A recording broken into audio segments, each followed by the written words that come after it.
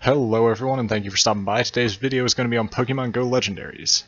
I know that everyone here who's stopping by to see if I actually know how to get the Legendaries, but this video is not about that. I'm going to tell you ahead of time this video is about my theories for what they're going to do for introducing Legendaries into the game, which as of now no one has captured and shown on the internet.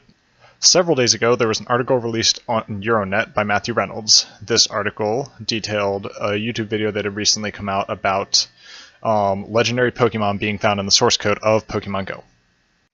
I would say that broke the internet, but the internet was already broken because Pokemon Go has been getting everyone in car accidents, walking off cliffs, yes that actually happened, and pretty much every sort of accident you can think of, despite the fact that there's a warning on the title screen when you open the game. This video showed that there were indeed legendary Pokemon in the source code to Pokemon Go, including legendaries like Mewtwo and the legendary Pokemon represented by each of the teams.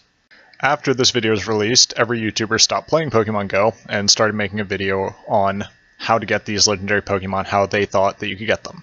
And I'm going to not present their opinions in this, I'm actually going to present my opinions, which I haven't seen a lot of, surprisingly. Now, I will say this video is being recorded after it was found out that McDonald's was also mentioned in the code and the plans for Pokemon selling out, essentially, putting offers to companies to get their businesses as Pokestops. This has already been released, whereas many other YouTubers had not already had this information. I have two theories surrounding this. My first being that you have to hold a gym long enough. You have to hold a gym for, say, 3 days playtime or something. Combined total, not one singular gym. For people around the White House, that would pretty much be impossible. This would give an even bigger reason for the gyms, and it would give even more of a reason for each of the teams, other than assigning which gyms you attack, which gyms you can just place Pokemon at. Also, with the advent of trading, which has been, it was advertised that it would be in the game, and it's also said will be updated and put in the game very shortly, it would give even more reason for that, to make friends with each of the teams, and it would promote interaction more among Pokemon Go players. Now, this theory that I have that legendary Pokemon are attained from holding a gym for a certain amount of time is diminished with the advent of McDonald's and the theory that their Pokemon Go is going to sell out to venues. It is going to allow fast food places, it's going to allow places to bid to have themselves become Pokestops.